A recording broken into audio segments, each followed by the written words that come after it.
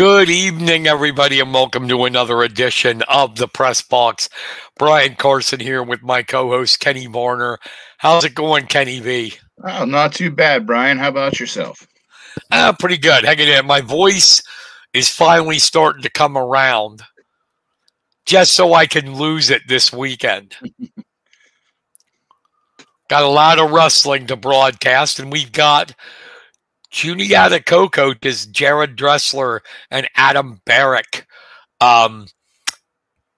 We got District 6 AA and AAA Friday and Saturday up at the Altoona Fieldhouse. It's the postseason. I'll tell you what, you guys, you must be popular. People must like you because we're getting a ton of people coming on. We posted on the wrestling page, so hopefully it gets a few people on. Okay. So you're saying they really don't like you, Adam, but I was trying to give you a compliment, but so we have Adam Barrick, East Juniata. No, wait, you did wrestle Juniata last year, didn't you? My senior year of high school, I wrestled for Juniata. Yes. And Jared, Juniata all the way through and through. Yes. I covered both of them. Kenny, I'm sure you did too. Oh, I'm sure. Definitely. That's really dating us too. They were tough boys. Jared was really good. Adam, I'm going to be a genius here, I think. Okay. You won, like, if I'm close, give me credit. You won, like, I think it was 87 or 88 matches in high school. Somewhere around there. I think it's 90-some, but it was... Oh, okay. Sorry. I didn't get 100, so it doesn't matter. Yeah, but, I mean, honestly, it's still great. Don't get me wrong, people listening. But it's so much wrestling that's done. If you're decent, it's kind of easy to get 100 now. Yeah, there's a lot more matches. A lot more stuff to do. Because I know, Jared, you're back in the days too where there wasn't a lot of stuff like there is now. You were, like when I wrestled, you had the YMCA. Well, that was before my time, but I know wrestling the whole way up through postseason and everything else, and still only having 25 matches. Right. Now getting that mid-season. I was back in those days for a while where, like, yeah, he's 14-2. That was it. That was the matches, 16 matches. But hey, let's talk about the regular season. Guys had before we get to the postseason, you guys had a very, very solid regular season, 12-5. 3-2 in the TVL, made the District 6 Doles, and most of your kids in that starting lineup came out with winning records. And I think the great thing about it is basically you only had to forfeit at 107. And I remember when you first started, as the coaches, you had like 7, 8 kids on your whole team.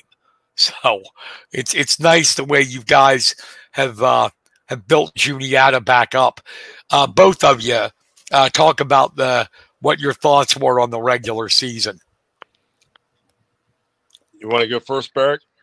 Yeah, I was pretty happy with the regular season. I thought we could have done a little better in the TVL. We had beat Newport at the holiday tournament, at their own holiday tournament, and then we end up losing to them in a dual meet at home where we had a lot of toss-up matches that went in their favor. Besides that, I thought the boys wrestled well as a team most of the season. Our losses were to some really tough teams. Line Mountain was only a couple matches. Yeah, I just want to interject for 1 second. Sorry to interrupt. Would you say, I would, that Line Mountain was the favorite in the TVL? Yeah, they're pretty loaded this year. Yeah, Balmer, Rothermel.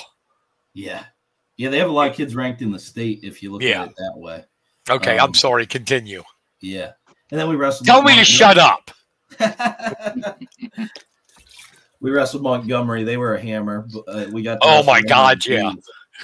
Yeah. Yeah, even there, like we scored 21 points on them. I thought that was one of our best matches. We I wrestled know. all year. We just went and battled with those guys. But yeah, pretty happy with how the kids performed. We took another loss to Berks Catholic, who we saw at the state duels last weekend. I think they placed 4th or something, or maybe they were a match from placing. They were right there. Yeah. And of course, Bald Eagle area at the Doles, they just, Yeah, they we were ran into Buzzsaw there. They were a solid team, except when they ran into the other buzzsaw in McCourt. Yeah. But I thought we wrestled well against Central, and then Bald Eagle was a tough match. Even there, we wrestled some close matches. The score isn't exactly reflective of how that dual meet went. But I thought the boys did really well. We ended the season up at Juniata Valley. A lot of them were able to place in that. We were able to get some good matches in the finals of that. So, and you won it. Yeah. Yeah, it was a good finish to our regular season, and hopefully the boys can carry that success into the district tournament. Jared, your thoughts on the regular season? I completely agree with what Barrick said. Like this, we hit some bumps in the roads with some pretty standout teams in that, but the group of guys that we had coming into this season were all for setting goals and reaching those goals and resetting them. So this group has definitely excelled in that aspect. And even in like the wrestling room, in that we consistently preach on these guys to put forth their best effort on the mat at the club, and it definitely showed because a lot of those guys pulled out some close matches. Weren't predicted to be the favorite of the match or anything else like that. So, and like you said earlier too, Eric and I first started, I mean, we started with only a handful of guys and have been able to build the program back up to where it's at right now. I mean, it's still like the late 90s, early 2000s, but I mean, hopefully we're in the process of getting it back to there. I mean, we have really high elementary numbers. Junior high, we're still trying to figure that out where we're losing them. But I mean, hopefully in the coming years, I mean, Juniata is going to be make another run for it. Yeah, I'm very impressed with your the rebuild there because, like I said, I think if I'm not mistaken, your first year you had 7 or 8 kids on varsity. That was it.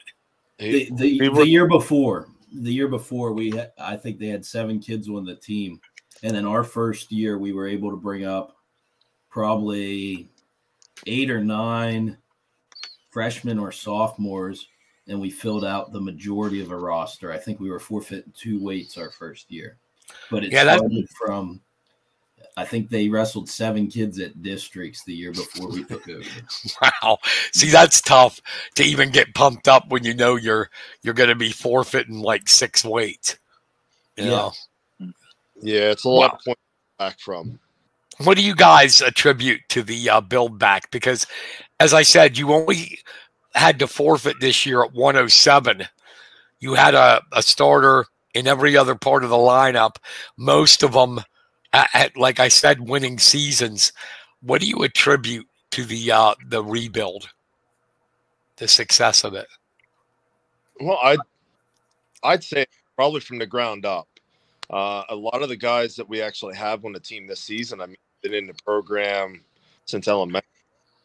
So that's definitely a big aspect. We have Matt Miller right now coaching the elementary. He's been within the program, and it's just keeping a consistency of coaches and that have the same mindset and allows the guys to get used to the program that we're trying to create.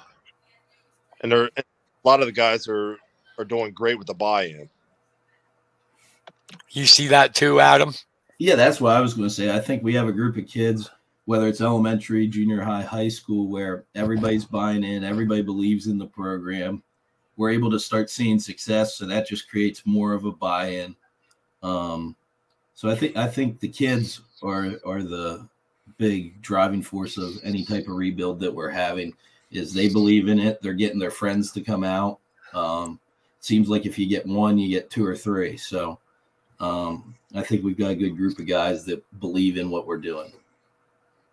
And that's to piggyback off of that. That's one of the biggest things too. Is a lot of the guys that we currently have. I mean, some of them brought in 2-3 extra wrestlers that were friends that wanted to try it out, and they've stuck with it. So, I mean, whenever you have a group of guys that are enjoying the program and enjoying the sport as much as they are, and are able to sell it to somebody else that might not have ever thought about stepping on a piece of Resolite, I mean, it's a big difference.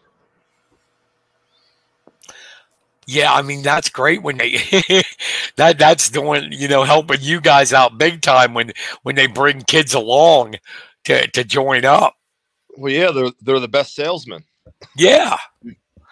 Now, excuse me, we are not looking ahead, but I want to point something out to get your opinion on. If everybody comes out, looking ahead to next year, for basically what was your what I keep track. Basically, your starting lineup, 11 of the 12 starters will be back. The only senior is Muma. Correct? That's correct. Yeah. You got to be pumped for that. Yeah, it's fun coaching a young team. I think it's exciting because, I think they have the chance starting this weekend to have a very successful postseason this year. But you also realize when you're coaching a bunch of 10th, 11th, 9th graders that everything we do is just building for a season or 2 seasons to come too. So it's pretty fun coaching them, realizing we get most of them back for another year. And it's fun this year with Muma. Muma's been in the program for a long time, and he just gets better and better every year, and he's having a great season so far. Yeah, 28-4. Not bad.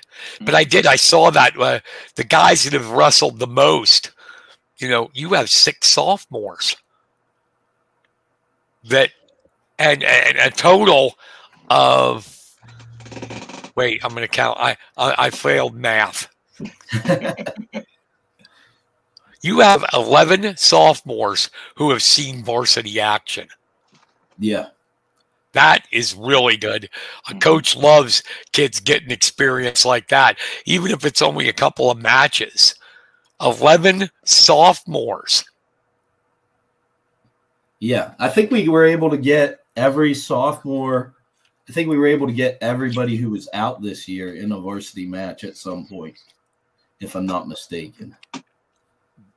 But yeah, we have a huge sophomore class, and some of those guys are some of the hardest workers in the room. They're really setting the tone, stepping up as sophomores, and really have some big goals for themselves. So we're really excited to see what those guys do, and that pushes the guys around them as well. They don't want to be outdone by a sophomore. So yeah.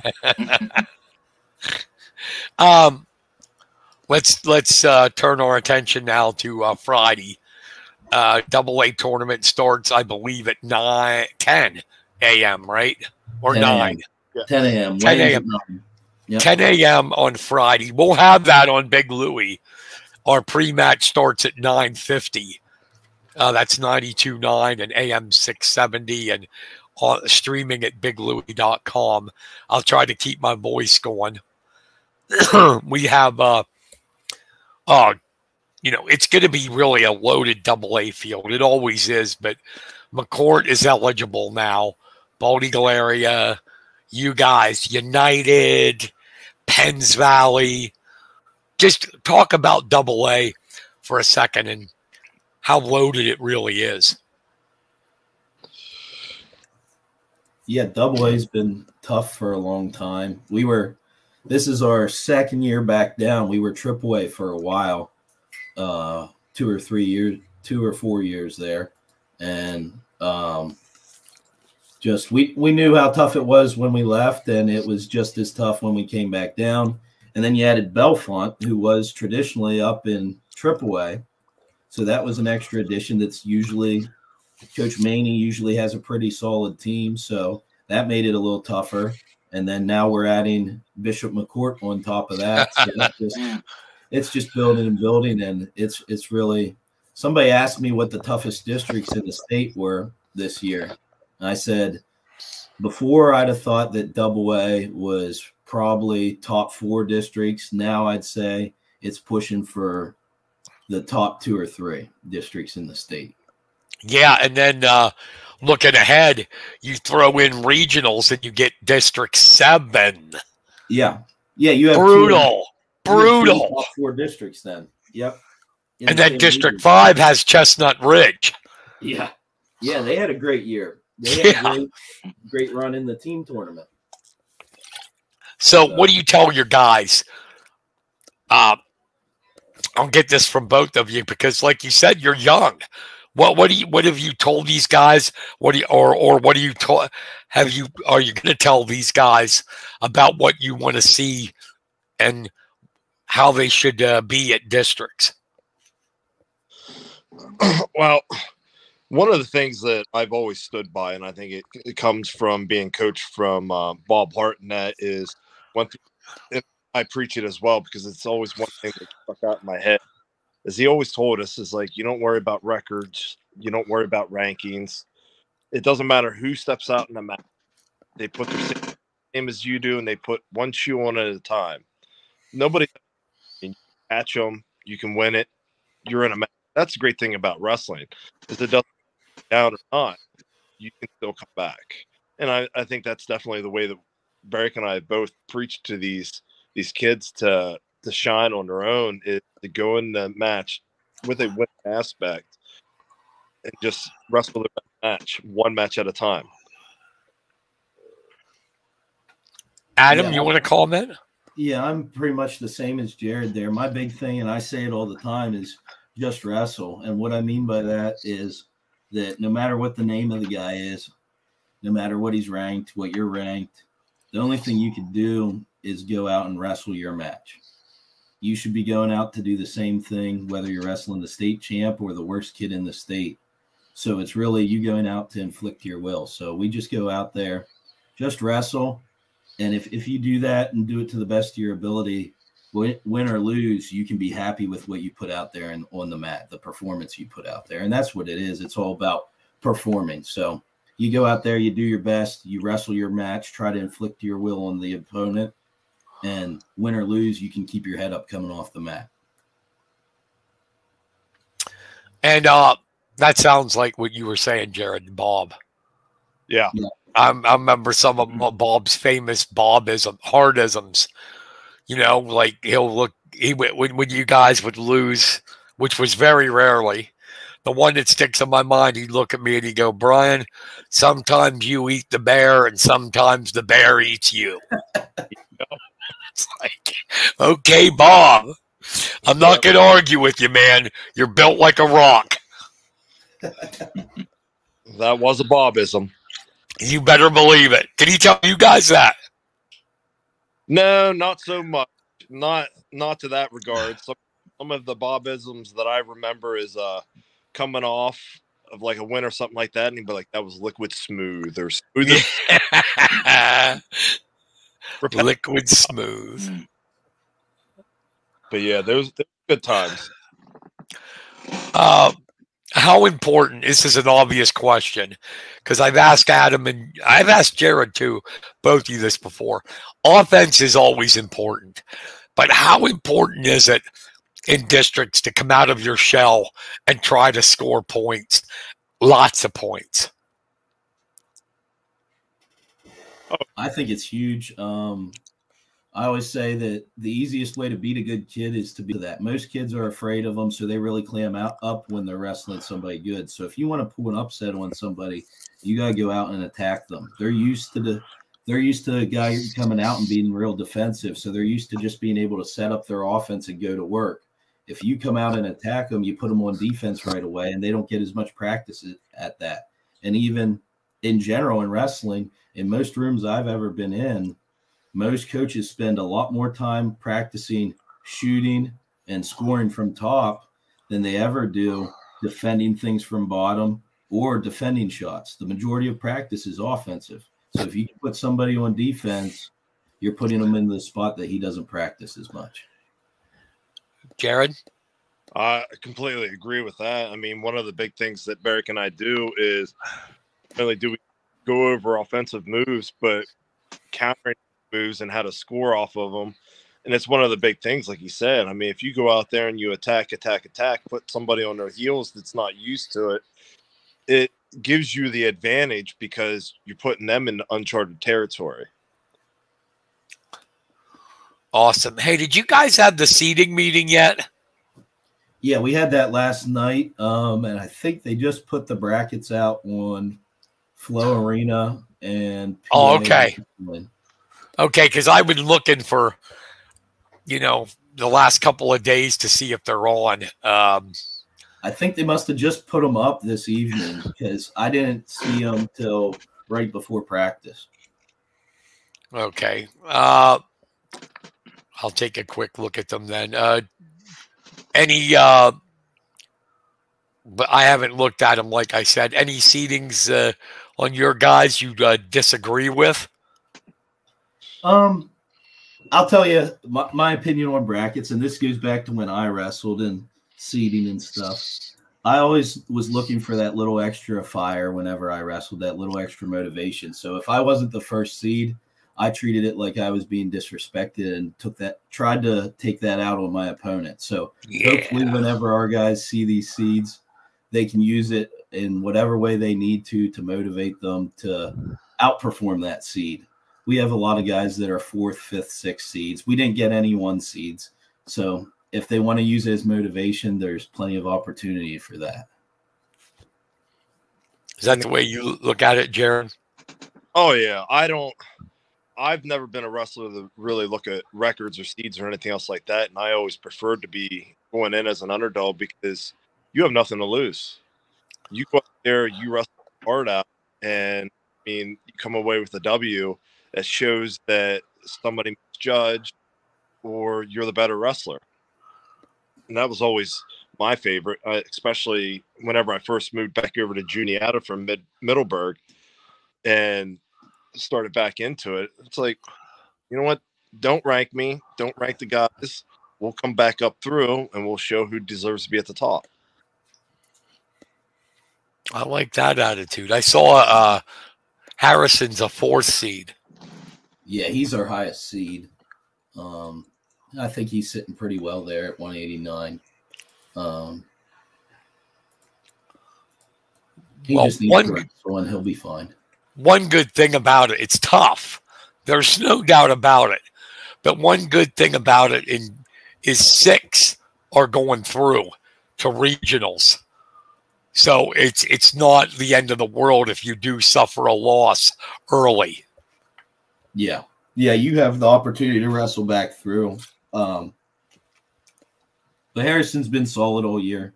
If he wrestles like that, he'll be fine, as well as our other guys. If they go out and wrestle their matches, we'll have a van or 2 of guys go into the regional tournament. Before I get to more questions of your Indians, I want to get your opinion on some things. McCourt is in here. They're out of being ineligible. They made it to the the PIAA finals in the Doles. Lost to Faith Christian, but they've got 8 kids state ranked. 2 of them are number 1, and they're number 1 in Pennsylvania and the USA. How do you compete against that? Would you like to see, like, there's been people now with this going on after AA, because you had the top 3 teams were Faith Christian, Bishop McCourt, and Notre Dame Green Pond. Would you like to see a AA, AAA, and then a separate private school? I would. I'd definitely like to see it, at least for the team stuff, because if they can recruit kids in, it just makes it unfair to the teams that actually have to wrestle with the guys from their school. It's like Jared and I were talking about earlier. We're working with the kids, or us, Matt Miller, and our junior high coaches are working with the kids from the time they're 5 the whole way up through the program, and we're building something where they can school like McCourt or something can come into any school in the nation and pick one of those kids off that you worked with for 10 years and put them on their roster, where if you did that, you'd be sanctioned, or that kid wouldn't be able to wrestle for 3 years or whatever Right. the rules would be at that point in time. So I think if they would make it like that, you would see a lot of those kids go back to public schools, especially if the individual state championship was also separated, because it means so much to win the individual state title in the Pennsylvania in the PIAA. So I think they wouldn't have the prestige in the private school because there's not enough schools. So some of those kids would go back to their home school or wherever they wanted to go to wrestle. What are your thoughts on that, Jared? I agree. I mean, being able to pull, or as they would say, cherry pick from schools, the top caliber athletes in that, I mean, it puts the public schools and their athletes at a disadvantage. Because, I mean, like Barrick said, I mean, we're working to build athletes from elementary all the way up through, and we're putting in the work and we're putting in the time. And then to have a private school come in, sweep them off for a better deal, I mean, it definitely puts us at a extreme disadvantage. And then you put a full team and a full roster of those up, and I mean, you see what we end up with. Yeah, I agree. I honestly think, get your opinion on this. I honestly think that in that private school thing,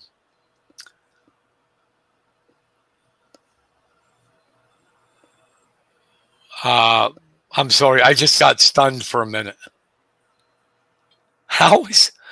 You got to tell me. You were there, I wasn't.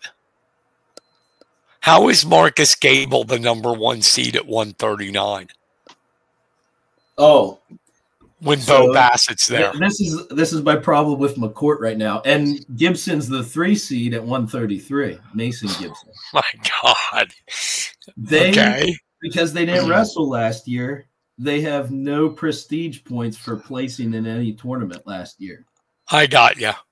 So that for some of those, I don't know what Gable's prestige points were. I don't know what he placed in the postseason last year, but I'm sure he got probably almost 100 prestige points.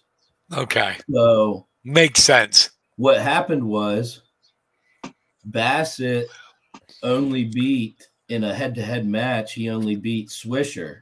He didn't wrestle Gable at any point. So he can't jump Gable unless he beat him. All right. Because he doesn't have enough points. So McCourt came in with not enough points in some of these weight classes. Gotcha. And that puts them at the 2 or the 3 seed in some of these weights, which is really kind of making a mess of things. Yeah. I mean, and I mean that in all sincerity. No offense to Marcus Gable, but Bassett will tech fall him. And the big thing is, like, you're looking at Bassett, even if he'd lose, he's ranked #1 in the state and #1 or 2 in the nation. One. We have ranked #2 in the district. Isn't that funny? It is funny. He's #1 in the United States, and he's #2 in District 6. Yep. I love it. Okay, that explains it. But what I would do, you guys, I would make the open enrollment schools go into the private schools too. Open enrollment like Reynolds, Easton, everybody knows they've recruited for years. Even though they're a public school, they have that open enrollment. I would throw them in it too. Yeah, I agree. You look at some of those guys they have. Reynolds, they got Louis Gill. Louis Gill. He had to sit a year, but he was there this year. And yeah. If they can and they're just like that, it's the same. They're no different than the other ones. Yeah, I'm sorry for interrupting. They're just looking for it now. That's why they made Gill sit, because Reynolds for years has gotten kids from Erie, they got kids from Hickory, like Gill, Greenville. Yeah. And Easton stole Northampton's kids. Northampton stole Easton's kids. Becca stole all of them. Yeah. And now it's Wyoming Seminary stealing from Becca. Yeah. But you look at some of that too. That's why some of those other programs that they're stealing from went downhill. Oh yeah, Easton went downhill for a little while, and those other programs, they were at the peak or the height of their programs was while Easton was down. The one that comes able to recruit from Easton. The one that comes to mind is we were just talking about McCourt. A lot of those kids were Forest Hills. Yeah. Yeah, that Could really you hurt Jake over at Yeah, I mean, Strayer and them build them up, and they leave. Yeah. Even though I really don't think, I think Bassett would have been good no matter where. He's one of those special kids that comes around, a Spencer Lee type. Yeah, he's impressive. They just took some kids with them when they went. Was what hurt. Yeah, it would have been okay if Bassett left and went somewhere else on his own. Well, my favorite is we're not recruiting. They said, okay, Jax Forrest is from North Carolina, and Sledzinowski is from Florida. How the hell would they know where Bishop McCourt and Johnstown, PA is? Yeah. And so here's my suggestion. See if you can do it. Adam, Jared. I know there's money down there. I remember the old Juniata Wrestling Club. Start a little NIL. And you pay these guys to come in as ringers. What do you think? We've joked about it. We different tournaments we've went to, we've been like, you pick your NIL deal and I'll pick one and you pick one and we'll add those guys to the roster and see how it comes out. You bet. So Kenny, I'm sorry. You got anything? I keep hogging all the conversation. Oh, I do, but it's kind of off the subject here of what you guys were talking about. But it's all right. Go ahead. How much mental aspect is involved compared to like the physical? What do you think is more important, or do you think a nice even amount of both? I think it's 50-50. My opinion. I mean, you can have all the strength and physical characteristics, but if you easily break mentally, I mean, that's the match is already lost right then and there because you can't get back in the right headspace to come back from a deficit if you're put down. Whereas, same thing, I mean, you could be mentally tough, but if you don't have the strength to back it up, I mean, there again, you're put at a deficit. So if you come in with a good 50-50 of mental and physical, I think you can excel pretty greatly in wrestling. Adam? Yeah, I'd agree with that. I think the big thing is just having that belief in yourself, and it kind of goes hand in hand. You have to work, whether it's in wrestling, lifting, cardio training, whatever training you're doing, you have to work really hard and push yourself to the mental spot where you want to quit, and you kind of overcome that. And when you start doing that over and over again, that's whenever that mental part builds, where you just have a great belief in yourself that I can beat anybody or do anything because I'm able to push myself to a level that nobody else is willing to go to. And a lot of that comes by kind of being unsuccessful, whether it's losing matches and getting to the point where you get to the point where you've pushed yourself to the point that you are overcoming people that you usually didn't beat. Now you're winning those, and you just think at that point that I can beat anybody. It's the same with weight training. You get to the point where you fail and you try again, and you fail and you try again, and eventually you succeed. And at that point, you believe you can lift whatever you'll put on the bar, or running, pushing past the point of failure. It goes hand in hand. And like Jared said, it's 50-50. And at the end of the day, you have to believe you can beat anybody. Absolutely. I think that's so important. And then you can go set goals that are so outlandish if you don't get them. It's good to set outlandish goals, but I'm talking about, did you ever see the Colette thing? The movie, little movie on Flow? Oh yeah, yep, I watched that. When he said that he considers himself a failure. I mean, how do you do that? 4-time undefeated state champ, 2-time national champ, but his goal was to win a gold medal. When I heard him say, "I never cared about the state championship or the national championship," it blew my mind. Yeah, that's crazy. That is like, don't you think that is like going too far? Where my mental attitude is, if I don't get a gold medal, I failed. Because he was also on another level. He's one of the best wrestlers we've had that didn't get a gold medal. Yeah, and he was ripped off. He was. Yeah. That's the sad part. He was ripped off in 2 Olympics. But I mean, what got me the most in that film is when he said he did 1,000 push-ups. I was thinking, even thinking about 1,000 push-ups makes me want to cry.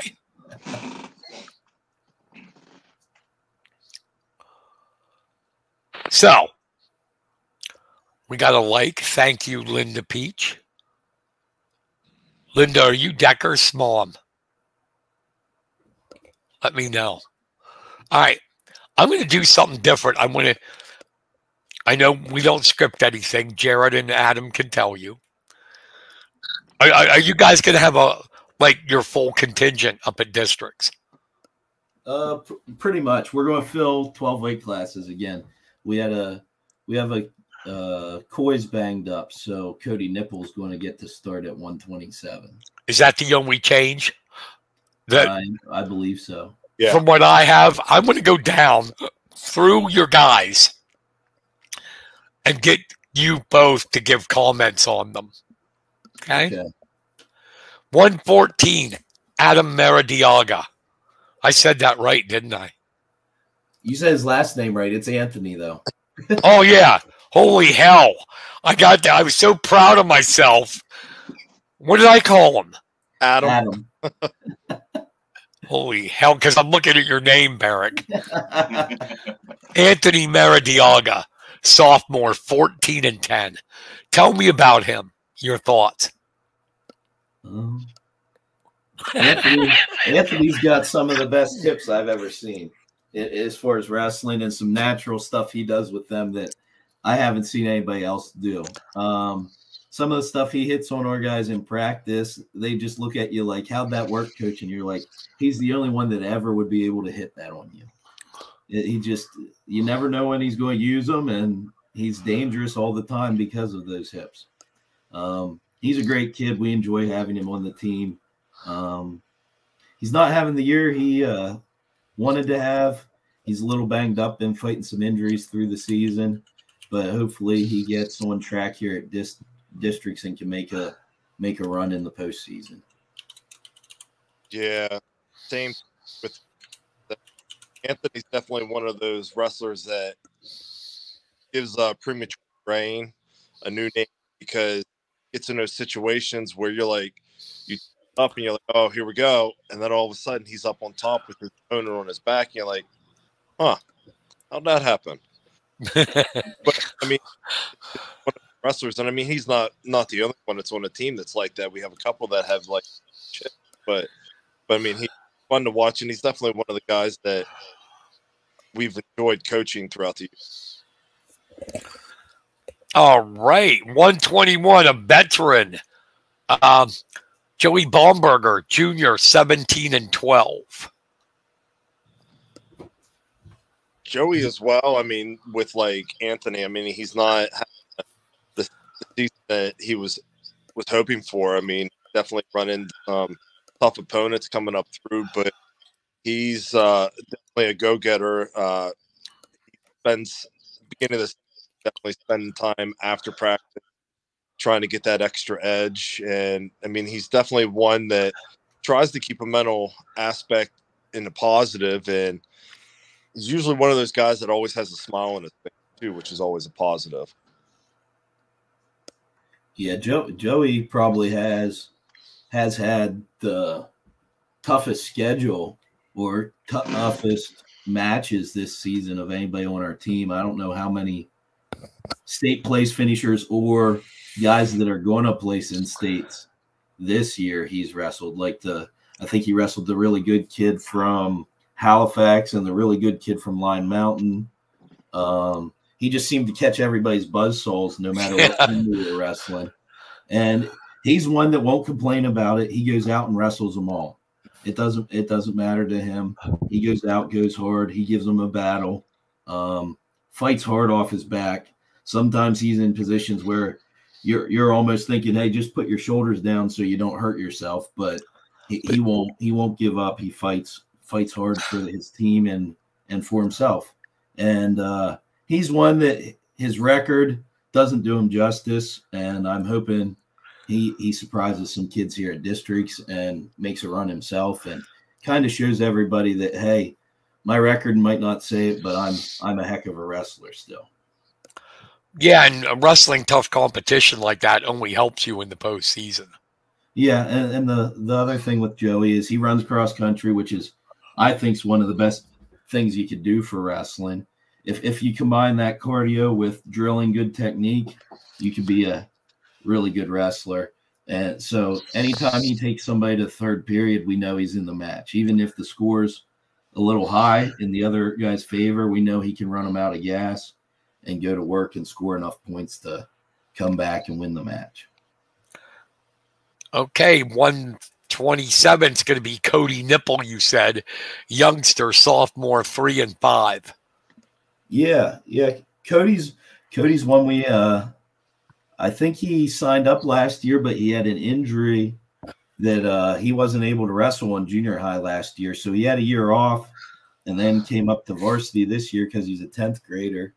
And he got stuck behind Coy and Colton, who we'll talk about him next. And he's a heck of an athlete. He's a soccer player from EJ, so he has some decent cardio. And he's fun to have on the team. I call him Fluffy because he's got the fluffy blonde hair. He does a good job, works hard. We finally got him in some matches here towards the end of the season, and I think he ended up placing third at the Juniata Valley tournament the other weekend, third or fourth, and had a really nice showing there. So hopefully he keeps that rolling into districts.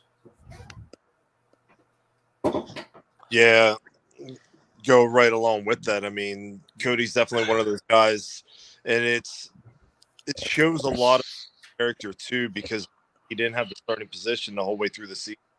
And a lot of times whenever you have somebody like that, it's hard to keep them positive, but he's been positive through the whole season, whether or not he doesn't get the starting bid at a match or anything else like that. He's right there. Definitely brings a nice atmosphere that surrounds him whenever he's at. I'm not glad that Coy got hurt, but I mean, I'm glad to see that he stuck around long enough to actually it's time to shine. All right, my damn wheelchair that I'm in keeps me from going to a lot, but I do watch a lot of streams. And the next kid I've been impressed with, 133 sophomore Colton Rolls, 24 and 9. And I can tell he's only going to get better and better. Yeah. Colton's definitely been a great young man to actually work with. He's come up through and he's paid his dues, and he's definitely wrestling his style of wrestling now. Every now and then we have to remind him to get in the mindset that he needs to wrestle his match and not worry about things that are outside of his control or anything else like that. But I mean, he's definitely coming in his own style. He's come in a little bit over the summer and was lifting with me. So he definitely put on some bulk, and he's highly committed to bettering himself on the mat, which is definitely a positive. And there again, I mean, his record with the 9 losses, those 9 losses were to some tough wrestlers. So, but I mean, a lot of those matches he hung right in there. Yeah. Well, that I mean, he gets thrown on his back. He's not one to just relax. I mean, he'll fight until he's either off or until it's too tight. Yeah, I think Colton's had a great season. I think he was just above 500 or 500 last year, and he made a commitment over the offseason to being better, and you can see that just in his record, but you can also see that on the mat. We get lots of comments from fans and such that have watched him wrestle from last year to this year of what this kid do, and it's like he did what it looks like. He came in and put the work in, wrestling wise, lifting with Coach Dressler, traveling, getting some club practices in. He put the work in. There's 2 or 3 guys, and you can tell by their records, that put a lot of work in over the off season, and they're sitting in a good place to move on this weekend at districts. Colton's one that our coaching staff really believes in. We believe in all of our guys, but when you come in and put that much work in, it gives us a lot of confidence in what you could do. And Colton's probably one of our most dangerous wrestlers, is in that he can pin anybody at any point during the match. He's got a couple moves that he's dangerous with, and he's got that style and those hips that he can catch you at any point too. All right, 139, Ty Fonstock, sophomore, 9-13. Am I saying his name right? Yeah, you got his name right. He's not wrestling this weekend. Oh, okay. 139. Oh, because Ryder's down. Yep. My bad. Ryder Smith, then sophomore, 24-6. Any relation to Taylor and my brain's dead. No, Casey. that's a different group of Smiths. Okay. But Ryder's another one. Him and Colton are partners. They put in a lot of work in the off season, lifting, wrestling, doing the extra. And again, I think he didn't have 20 wins last year, and he's sitting with a 24-6 record going into districts. I think he's the 6th seed. Another one that we have a lot of confidence in, that's really stepping up as a sophomore this year. Every once in a while, you see him and Colton do stuff that reminds you that, hey, they're just sophomores. But besides that, both of them are really fun to coach, and we're looking forward to seeing what both of them do. Yeah, I agree. Ryder's definitely one of the guys in the room that pushes or tries to push and to motivate each one of his teammates to step it up a notch, to take themselves to the next level. He's one of the guys that'll stay 10, 15 minutes after practice is over and everybody else is heading to the showers. He'll go out and friends like Coach Conti, and he'll pull some of the other guys out to try to give them that additional edge. He's definitely one that likes to scrap in the room, and it doesn't matter who he goes up against, whether it's one of our returners that comes back for a weekend or whatever. But I mean, he's definitely been a joy to have, and he's definitely going to have big things coming in a couple years. All right, 145, another youngin, Jerry Cordova, a sophomore, 10-17.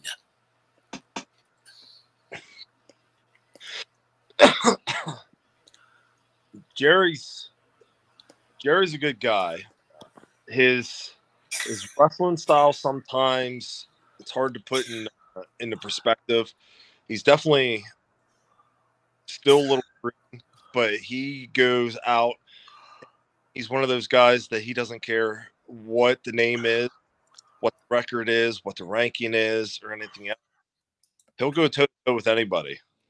And he's another fella that he's unpredictable with his lower core and his hips and everything else. I mean, he can be in a dangerous situation for himself, and the next throw a leg or a hip, and all of a sudden he's on match. So he's definitely been a surprise.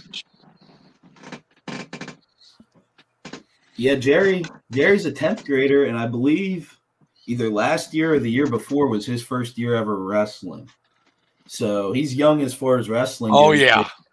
But he's willing to put in the work, and like Coach said, he's dangerous. I don't know if many of his wins are forfeits. He seems to be a better tournament wrestler too. He does well. The deeper the tournament goes, the better he seems to wrestle. The longer the day goes, and he's one that's willing to put in the extra work every day.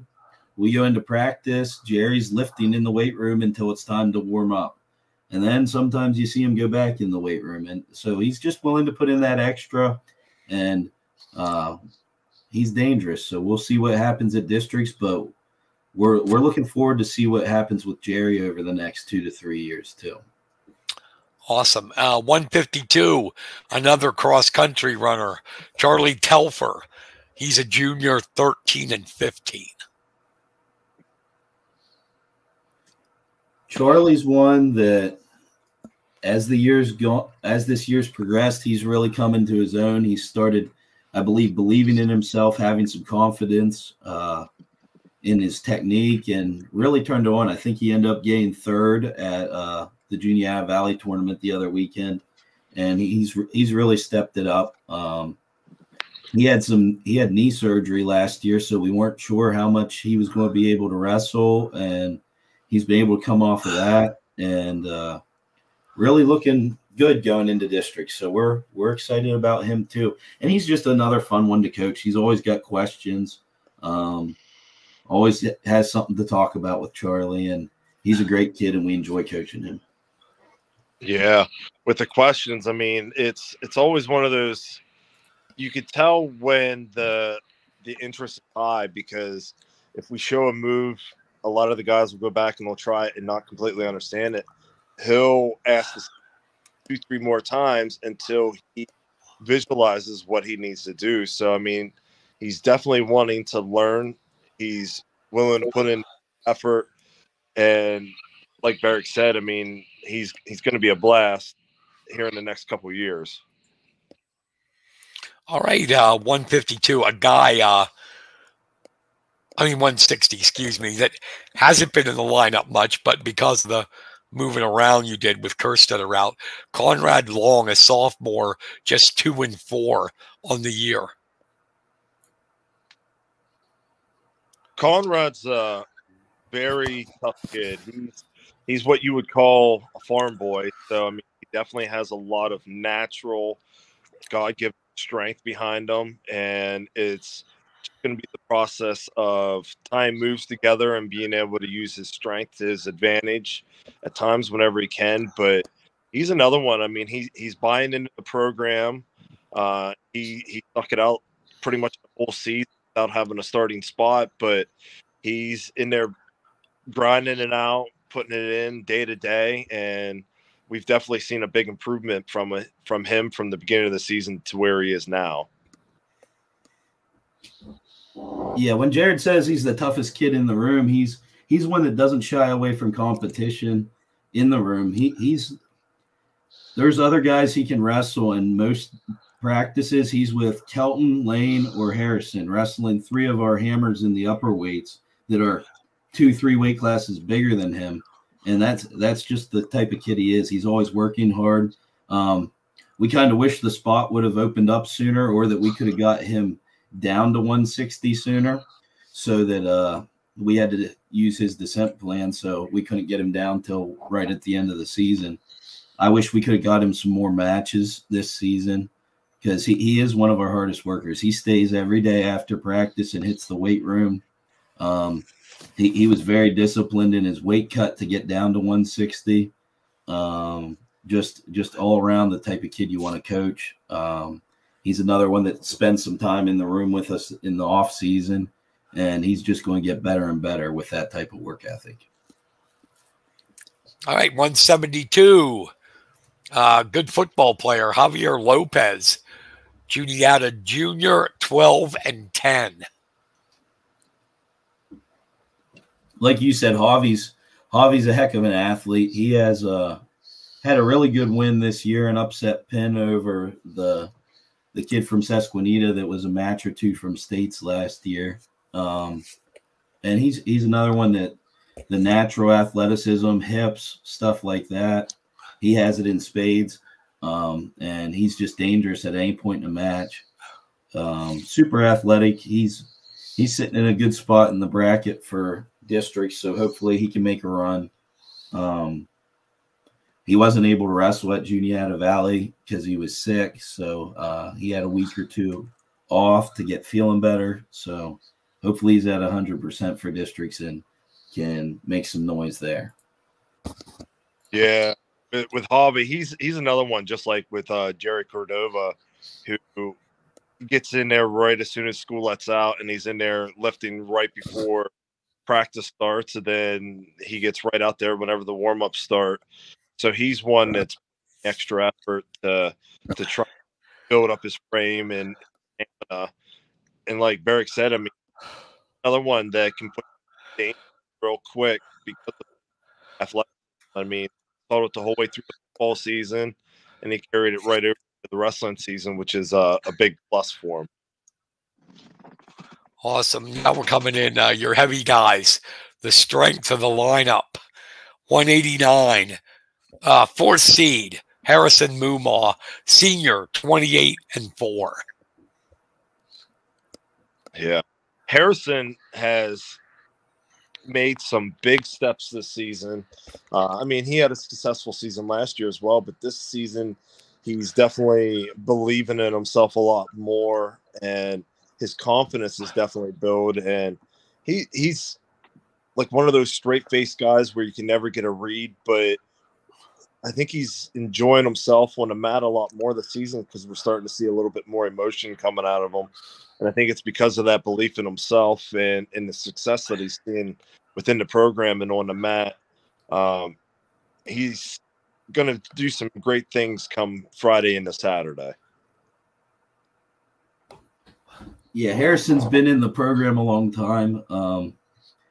I got to coach him in junior high, and it's funny, the first year we had him, he was a 7th grader, and we had the Smiths and Johnny Kaufman, and we had a really good junior high team. I think we only lost like 1 or 2 matches.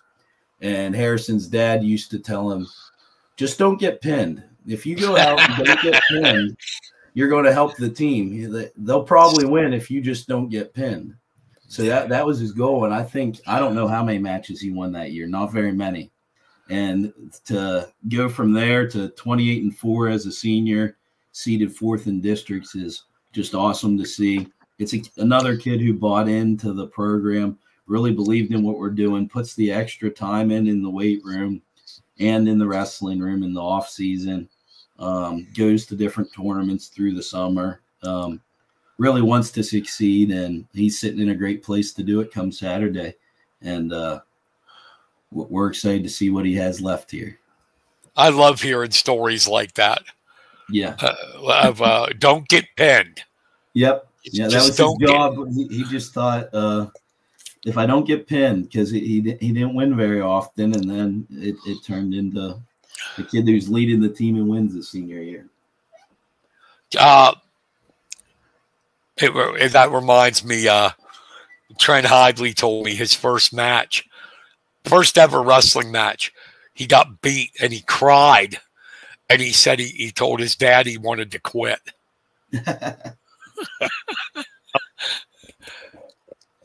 Somebody you guys know. Harrison must be listening. He just texted me that he only won 6 matches in 7th grade. Oh, it's okay. You're winning now, buddy. But the other one you guys both know told me he cried his first match, Phil Baumberger. Yeah. Philip cried. So, hey, got to start somewhere. Ty Moore, remember him, guys? Yep. Yep. His first match, I saw an interview, he was pinned by a girl. Oh, man. Then goes and wins 4 state titles. All right, 215, good-looking sophomore, Kelton Bennell, 26-6. Kelton. Oh, Go ahead, Jared. Kelton's a good kid. Kelton's been with the program for, well, all the way up through. So he's definitely one that we've enjoyed coaching throughout the years. And he's definitely one coming from last year to this year. He's starting to fill into his frame a lot more. He's getting a lot stronger. His technique's coming more defined. He's definitely feeling like he's starting to fill into a more natural 215 pounder this year. And I mean, for his age in that, he's definitely seeing a lot of success. So, I mean, he's another one that, as long as he sticks with the grind and the extra time, and he goes out and he scraps. Is Ronnie his father or what? Yeah, that's his dad. Because why Rooster? Is that his nickname? That's his nickname. He's the redhead, so he's got that rooster. Okay, Rooster. I love it. Yeah. But yeah, Kelton, we've had him for a long time in the program, and originally Jared and I got to coach him before we were the head varsity coaches. Jared was the assistant at the varsity, and I was the head junior high coach. And we also were the head elementary coaches, and we're running the elementary program. And Kelton was one of our 5th or 6th graders the first year we took over. So we've had the privilege of coaching Kelton for a long time. So it's fun coaching him now that it's 6 years later. Well, not 6 years, 4 or 5 years from that, and just seeing him develop and grow as a wrestler and as a person. He's another fun one. He's dangerous. He's a pinner. And he's just tough. He's wrestled for a long time. He knows where he's at, and he's finally getting the strength to back that up. And I think you're seeing that this season. And he's another one that'll battle for his team. He's the one we put out against the kid from Harrisburg at heavyweight that was a huge monster. He's a sophomore, and he's already getting Division I football offers. And Kelton had to just not get majored, I think, or not get pinned. And we bumped him up a weight class against a human like that. And Kelton went out there and battled, and it wasn't easy. And he did it for his team, though. And we're very proud of him. Nice. And now that his dad said it, when I broadcast Friday and Saturday, I can call him Rooster. That's right. There you go. Kelton the Rooster Bennell. Heavyweight. Brian Carson or Kenny Varner? Which one? Now, it's you don't want us on your team. Mm-hmm. How about it, Kenny? Yeah, only to supply the snacks. We get pinned pretty quick. Yeah. All right, Lane Piper Jr., 20-6. Not a bad year for Lane. Oh, it's been a great year for Lane. The other thing, you guys are definitely closer to heavyweight than Lane is. I am way above heavyweight. Well, you're probably still closer. He weighs in at 194 usually and bumps to heavyweight. So we actually have to watch his weight that he doesn't weigh in eligible for 189. Oh, wow. Where he's not allowed to wrestle heavyweight. And it's just he didn't eliminate with Harrison, and he eliminated once with Kelton, and he's willing to go up to heavyweight for the team and for himself, and he's doing fine there. Most of his 20 wins have come at heavyweight. Nice. I think he beat 1 or 2 kids that were a match away from states last year. So he's doing well. It took him a little bit early in the season to figure out how to wrestle those big guys. You got to be a little smart when you're the little guy. But he wears them down and scores his points late in the match or whenever there's an opportunity. And we're very happy with Lane, and we think he's going to be very dangerous in this district tournament. Yeah, with Lane, he's in the same boat as like with Javier Lopez and that coming off of football. I mean, even though he's given up that much weight, he is a strong boy. I mean, he definitely lifts hard throughout the season and definitely shows because he's able to carry himself with guys that he's given up 60 sometimes more pounds in a match, and he's still able to come out on top. I mean, we out for a little bit because of all things, a spider bite off on the sidelines there for a while. So I mean, he didn't have a full year, so Wow. he came in this year with a vengeance to try to make a point, and even bumping up the heavyweight, he's showing that he has the guts and he has the gall to toe to toe with anybody that goes in front of him. Nice. Kenny, you got anything? I'm hogging everything, Kenny. No, you're good. You're good. That's all that I. Okay, that's cool. No problem. One final question, guys. What will make you happy up there? It doesn't have to be like places and all that stuff. What will make you happy as coaches for your team, how they perform up at districts? I think I said it earlier in the show, just going out, no matter who it is, and wrestling their best match. And your best match isn't always winning. It's hitting the moves that you know, the moves that you're confident in, getting to those, hitting them hard, and just never giving up no matter what the score is. If they go out and do that, I think we'll have quite a few guys making the trip to regionals with us, and you can just leave proud as a coach and as a wrestler of we left it all on the mat, and that's what decided it. Yeah. Aaron? I gotta go with the same. I mean, I just want to see the 12 guys that we're taking this weekend, every match that they walk off, their head up high, because when they sag their head, that gives you a sign or a thought that they didn't leave everything out there on the mat. If we see all 12 guys go out there and wrestle everything that they have every single match and not leave anything on the mat that they could have done or done differently, then I mean that's for any coach. I mean, that's a proud moment, because you know that they gave everything that they had. And I mean, one of the biggest things in this sport is if you know that you didn't try something or something was available or something, but you didn't give it 100%, then you always have self-doubt. I don't want these guys to leave any kind of self-doubt in the match. I mean, win or lose, I mean, next year, if they win, then we can through with that mindset. I mean, like Barrick said, I mean, we're hoping for well.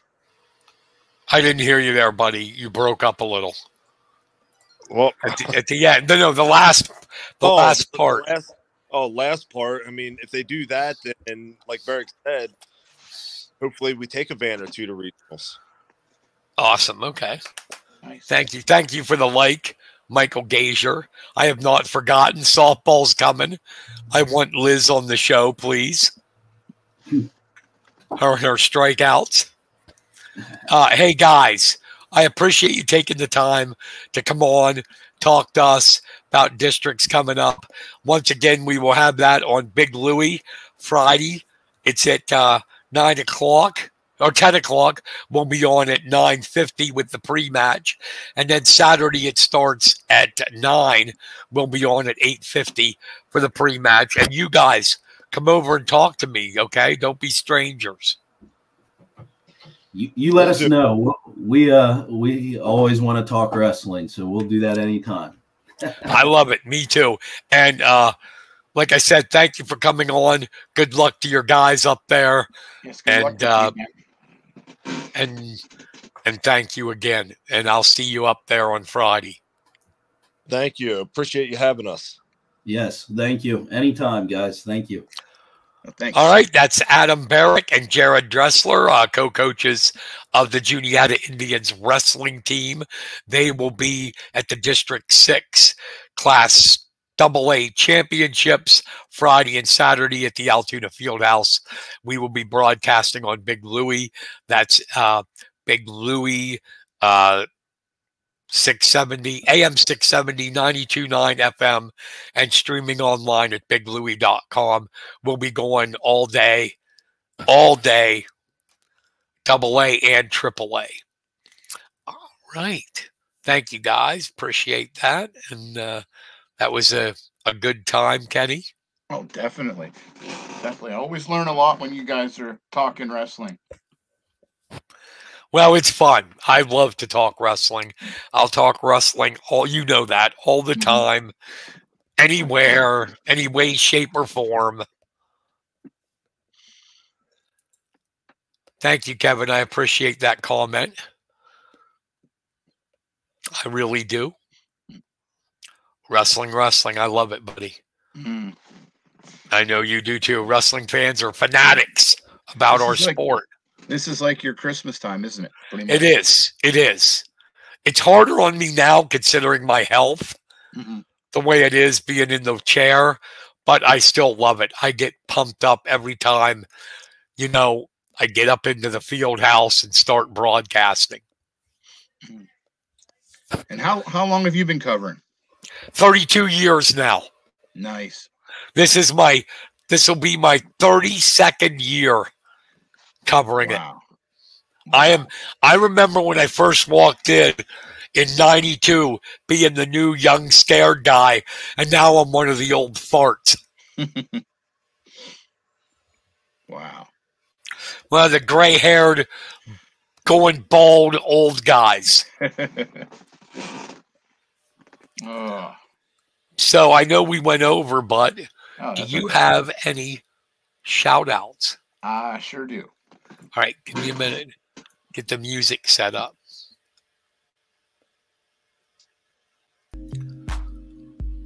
We got to play the music. Feed the ducks.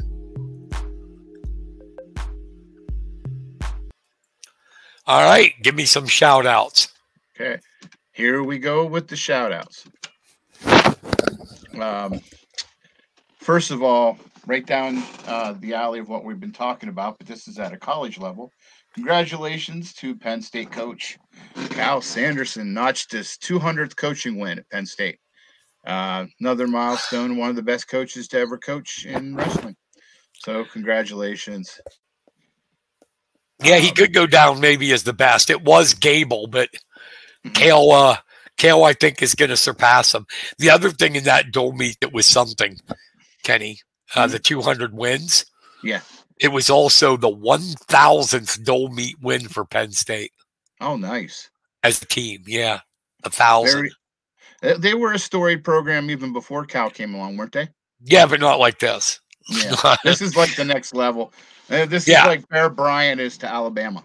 You had BC before Cal. Mm-hmm. They won one national title, and that was in 1953. Oh, wow. But they had a lot of All-Americans, and they usually placed top 10. They were a storied program, but now they become the elite of the elite. Nice. And it's gonna be quite the ride here if he gets to coach another 10, 20 years. That would be quite awesome. He's gonna do it. He's young. Yeah, he's gonna crush a lot of records, I think. Next up is former Mifflin County wrestler Kyler Evely.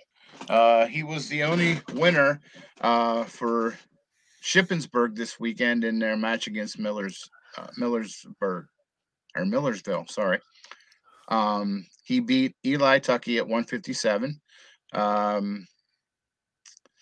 And he won by locking in a cradle, scoring a quick turn and pin. So congratulations, Kyler. Great job there at Shippensburg. Yes. And Kyler,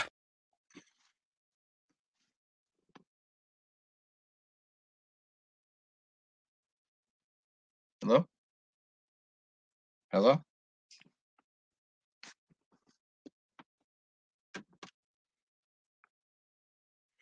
Okay, I guess we're without Brian, so we'll finish up here with the shout outs. The Central Mountain Girls basketball team put everything they had against Lewisburg last week, and despite trailing early in the contest, the lady... Oh, we lost them again. The Lady Wildcats put together a second period, taking the 44-41 comeback victory.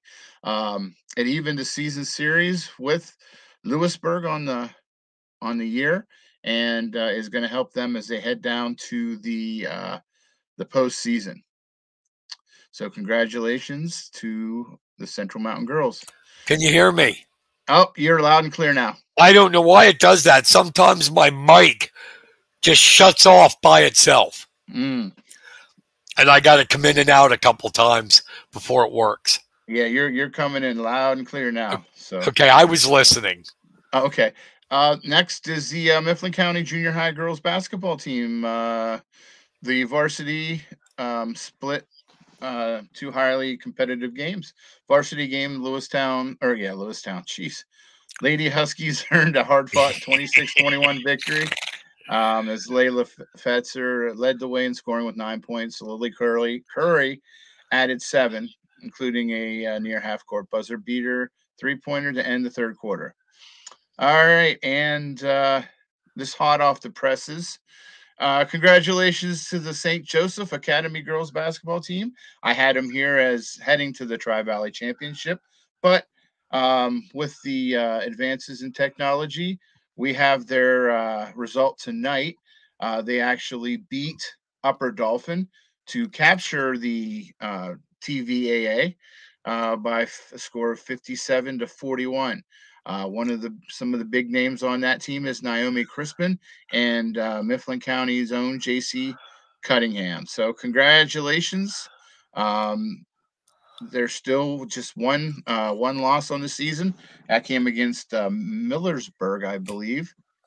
Or was it Mifflinburg? Yeah, Millersburg. Millersburg. Okay. They are a good team. Yeah. So this is probably the first of many accolades for this team, and they head to the postseason. And last but not least is congratulations to the Central Mountain Wrestlers, as they earned a third place finish in the 2024 PIAA team duels this past weekend in Hershey. So yep, I'll be seeing them on Saturday at the AAA duels. Yeah, they knocked off the number 1 seed in their way to the third place finish. So, all right. Is that it for your oh, you got one more? Let me see here. No, I didn't. Oh, I was just looking. You made it sound like that was it. So yeah, that was. I just wanted to make sure that I didn't miss anything. So, all right, that's Kenny's shout outs. Once again, I want to thank Adam Barrick and Jared Dressler, Juniata co-coaches for wrestling, for coming on the show. I want to thank everybody for staying here listening. I want to thank everybody who contributed their comments and stuff. That was really cool. Appreciate it. And the likes. Anything else, Mr. Varner? I don't like to say negative stuff on the radio or on Go ahead. The podcast, but I wanted to send prayers out to the people of Kansas City. For people that haven't heard, there was a mass shooting there at the Kansas City Chiefs parade where 22 people were injured. One was killed, and 9 of those were kids under the age of 17. So our prayers go out to the victims and the fans of the Chiefs. Absolutely. So I had to get that out there. Guns don't kill people. Nuts kill people. Yeah. We need to get them locked up. Mm-hmm. Just my opinion. Yeah. Oh, I agree. So, but other than that, guys, just go out. This beautiful weekend to go out and watch your favorite wrestler or basketball player. I believe March Madness is getting ready to start here in the next week or so at the YMCA in Mifflin County. So, get out, watch your favorite athlete, and cheer them on. Yeah, it's going to be a good weekend if you're a wrestling fan. We got the districts here starting the postseason and a really potentially good dual meet between Penn State and Nebraska. Nebraska's ranked, I believe, 4th. Penn State number 1.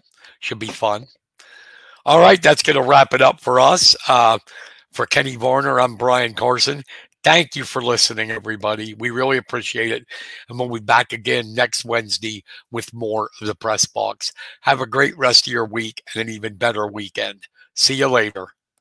Good night, everybody.